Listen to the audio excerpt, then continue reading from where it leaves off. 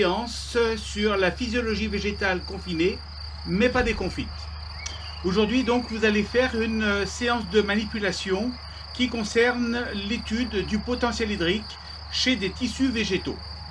Alors je vais commencer par vous donner le principe général et puis ensuite nous irons à la paillasse où je vous présenterai le matériel que vous aurez à vous procurer et à utiliser pour faire vous-même l'expérience chez vous afin d'obtenir des résultats que vous analyserez, interpréterez et qui vous permettront de rédiger un compte-rendu selon les consignes que je vous ai données par ailleurs.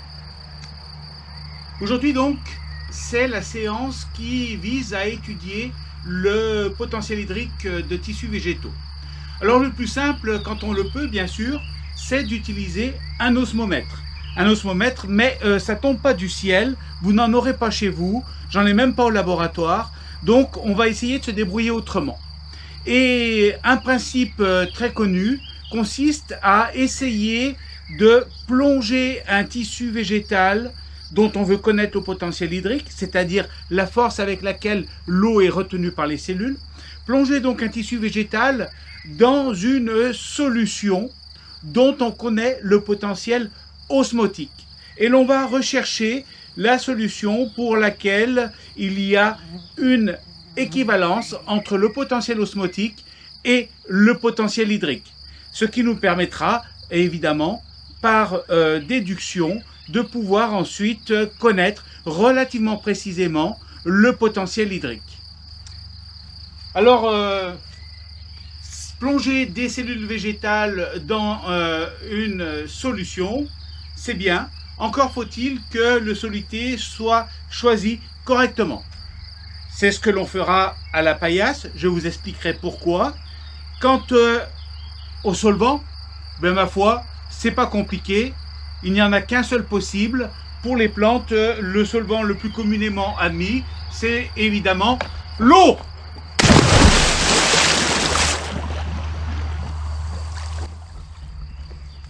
Voilà, donc vous êtes prêts. Vous allez faire à peu près ce que je vais vous expliquer pour réaliser le TP chez vous. Et la première étape consiste à vous présenter le matériel. Allons à la paillasse. Voilà, donc ici vous êtes devant la paillasse et je vais vous présenter le matériel dont vous allez avoir besoin pour réaliser cette séance de travaux pratiques. Il va falloir que vous vous procuriez 6 verres relativement grands. Alors pas des flûtes à champagne bien sûr, mais des verres type cantine, ça ira très bien. De façon à pouvoir mettre dans ces verres 250 ml de solution et des échantillons de pommes de terre qui ressembleront à des frites faisant 5 à 6 cm de long. Vous allez identifier vos verres en écrivant sur un repère la solution, la concentration de la solution dans laquelle vont être immergés vos fragments de pommes de terre. Vous allez également avoir besoin d'un verre doseur de façon à pouvoir peser la molécule dans laquelle vous allez immerger vos fragments de pommes de terre, donc le soluté. Vous allez avoir également besoin du solvant en direct de la piscine, non je plaisante, en fait de l'eau normalement déminéralisée ou distillée, de façon à s'assurer qu'il n'y ait que le soluté présent dans l'eau, mais vous êtes chez vous, mais je suis chez moi, donc on va faire avec ce que l'on a, et le plus simple, eh bien, ce sera de prendre de l'eau du robinet. Vous allez également avoir besoin de divers outils. Alors c'est très simple, c'est simplement un épluche légumes, un couteau qui coupe bien, je cache la marque, mais peut-être que vous allez le reconnaître pour tous les Savoyards dignes de ce nom, une planche à découper, une règle, de façon à mesurer la longueur de vos frites. Il vous faudra également un torchon que vous allez humidifier de façon à pouvoir... Allez, je vais le faire là. Stocker vos échantillons en attendant de les utiliser dans un environnement humide. Quand je dis les échantillons, c'est bien sûr les fragments de pommes de terre. Puisque je travaille proprement, j'ai une assiette. Ce sera rangé dans cette assiette en attendant d'être utilisé. Il vous faut quoi d'autre? Eh bien, l'échantillon biologique, de la belle patate, celle que nous sommes allés chercher tout à l'heure au jardin. Prenez, si possible, les plus grandes, de façon à pouvoir tailler vos frites sans difficulté. Alors, les plus grandes, ben, ma foi, il faudra peut-être que vous alliez chez un fournisseur ou un second fournisseur pour trouver des pommes de terre suffisamment grandes. Ne prenez pas les petites patates primeurs, bien sûr.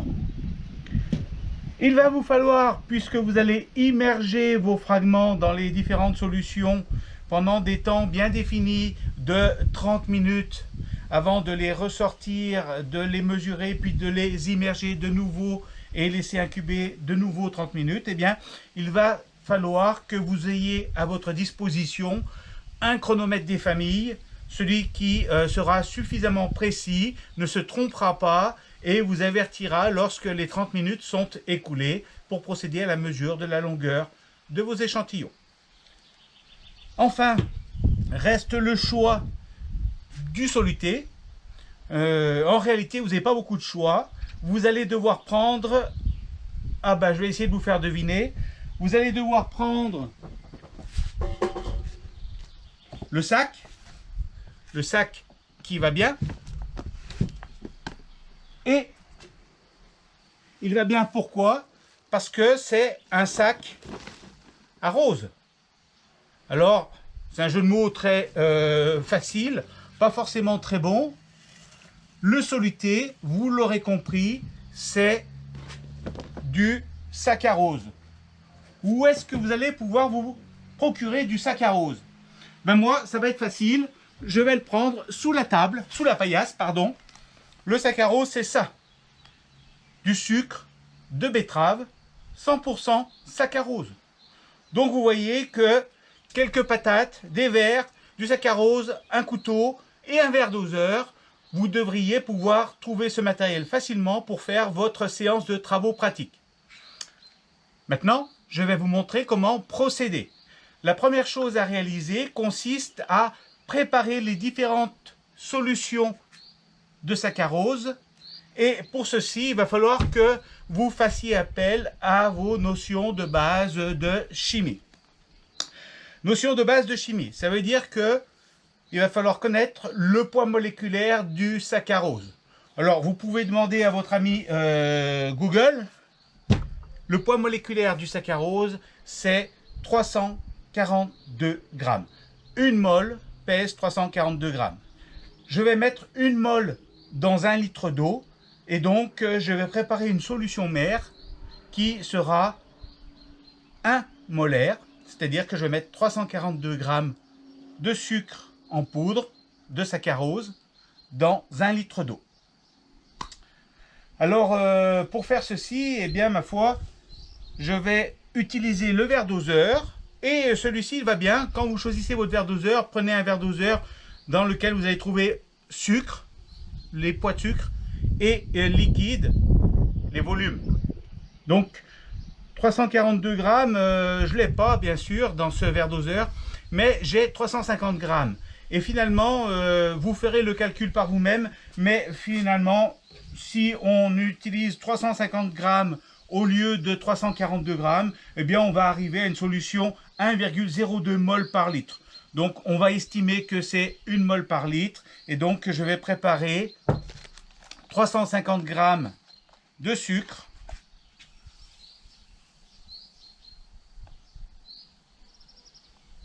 Ah, est-ce que je vais en avoir assez? Si.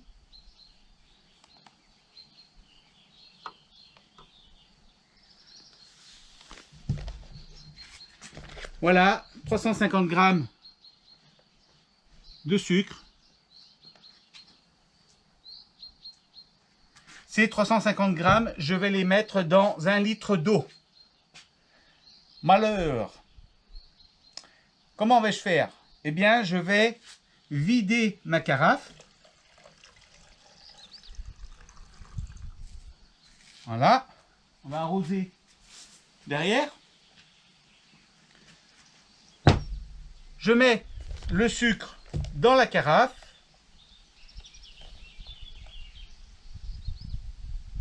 Et je vais aller chercher 1 litre d'eau.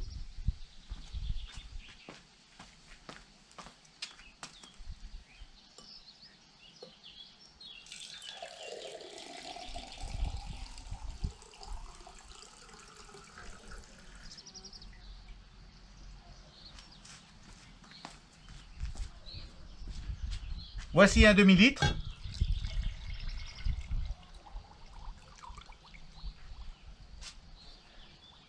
On va touiller, il faut bien dissoudre le sucre, bien sûr.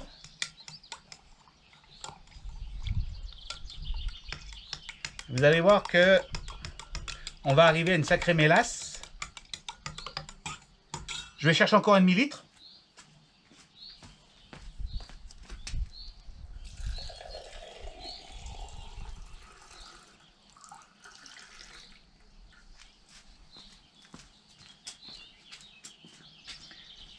Que je rajoute dans la carafe.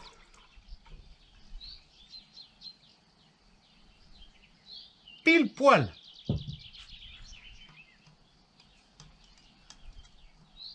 Donc je touille, je touille, je touille.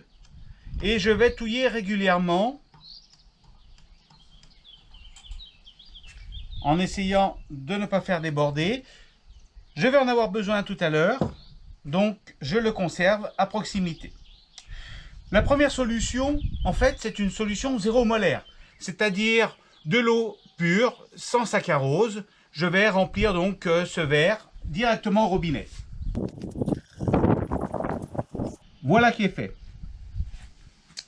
Ensuite, les autres solutions seront des solutions 0,2, 0,4, 0,5, 0,6 et 0,8 mol par litre, mol de saccharose par litre.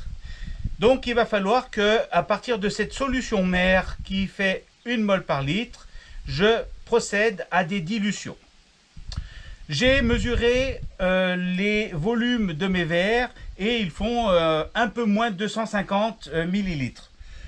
En réalité, en les remplissant comme je viens de le faire, je mets environ 200 millilitres dans le verre.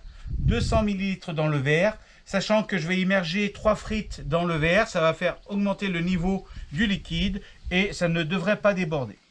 Mais pour des commodités de calcul de dilution, je vais, avec ce que j'ai sous la main, je n'ai pas d'éprouvette, je vous le rappelle, ni de pipette graduée, donc je vais préparer un volume de 250 ml, sachant que j'en aurai besoin que de 200 ml pour chacune des concentrations. Alors, la concentration la plus facile à préparer à partir de cette solution, c'est bien sûr la concentration 0,5 mol par litre. Qu'est-ce que c'est que cette concentration? Eh bien, c'est un mélange volume à volume de cette solution mère et d'eau pure. Un mélange volume à volume, ce qui veut dire que je vais mettre 125 ml d'eau pure avec 125 ml de solution saccharose molaire dans le verre que voici, 0,5 mol par litre. Donc voici mon verre gradué, je regarde les graduations des liquides et en fait j'ai pas beaucoup de choix parce que le 125 ml n'est pas présent. J'ai 100 ml ou 150 ml, donc ici je vais me débrouiller, je sais que j'ai besoin de 200 ml, ben, je vais me contenter de préparer 200 ml pour la solution 0,5 molaire. C'est presque dissous, on arrive quasiment de toute façon à saturation. Attendre encore une seconde. Peut-être le temps pour moi de procéder à la séance d'épluchage des pommes de terre. Le temps que tout ceci se dissolve bien. Épluchage de pommes de terre, voilà, j'ai ça. Je cherchais le seau à compost, il est là. Hop. Donc je vais, en attendant que ceci finisse de se dissoudre, voilà. C'est presque bon, hein. Je vais procéder à l'épluchage des pommes de terre. Voilà, donc les pommes de terre sont épluchées. Pour l'instant, je n'ai pas préparé les frites, elles sont en attente. Et je vois que la solution ici est complètement diluée. Je vais donc pouvoir préparer mes différents bains de saccharose. Comme je vous le disais, le premier que je vais préparer, c'est la solution 0,5 molaire. Et je vais faire simplement 200 ml. Donc,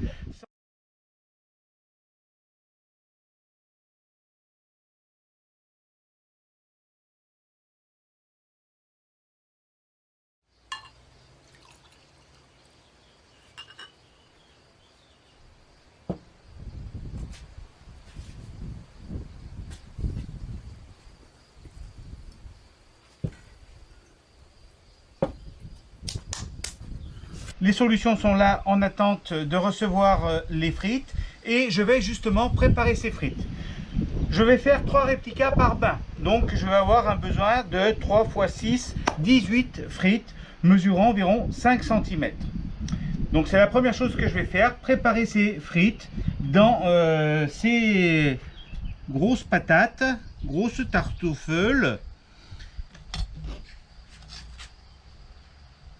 Et je vais devoir faire en sorte que les frites aient toutes à peu près le même volume, qu'elles se ressemblent toutes. Donc ça, j'écarte.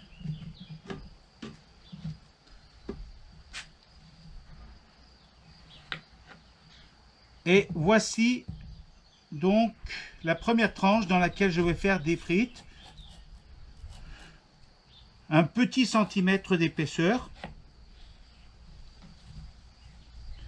Prenez un couteau qui aille bien, encore une fois. Voilà.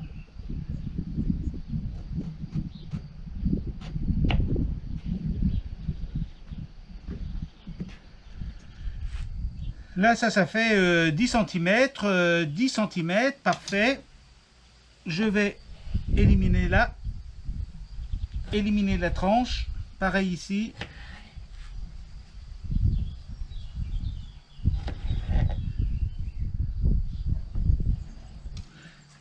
Et donc là, je vais pouvoir en faire, ça fait 10 cm, parfait. Donc je vais couper ça par le milieu. Hop. Même chose ici.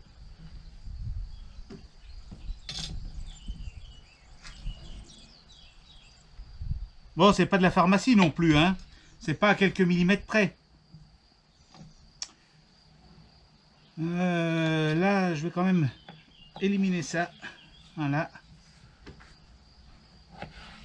Ça. Et donc là, est-ce que j'ai bien... ouais, j'ai 10 cm, donc pareil. Hein. On va faire comme ça.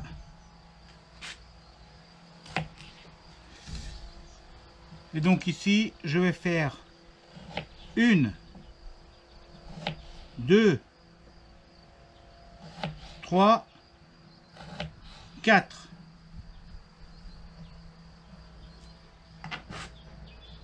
J'en ai 5 au total. Pareil. 1, 2, 3, 4.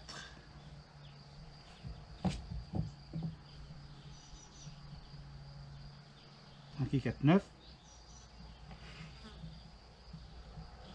1, 2, 3, 4.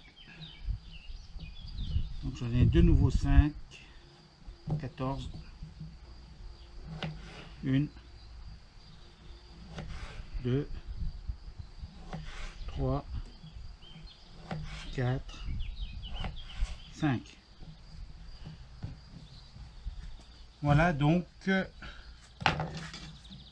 elles vont être immergées, pas de problème. Je vais pouvoir donc travailler. Alors travailler, ça veut dire quoi? Ça veut dire immerger 3 frites dans chacun des bains.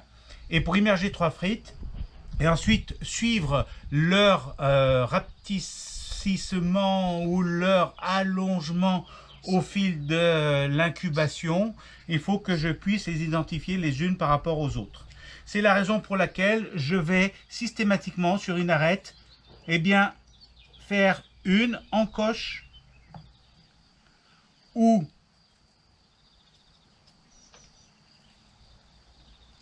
2 encoches ou 1,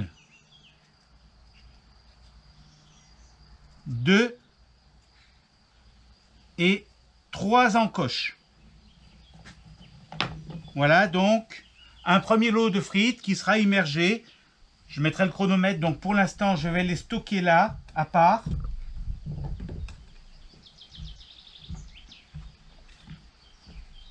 Et je fais pareil pour la suite. Ça y est, donc là maintenant j'ai préparé les solutions, j'ai préparé les frites. Il ne me restait plus qu'à préparer une petite feuille sur laquelle reporter les résultats des mesures de demi-heure en demi-heure. Donc c'est très simple. En colonne, le temps jusqu'à 150 minutes et des groupes de 3 lignes, un groupe par solution, et chacune des lignes correspond donc à l'une des 3 frites immergées dans la solution. Donc c'est là que je reporterai les mesures de longueur.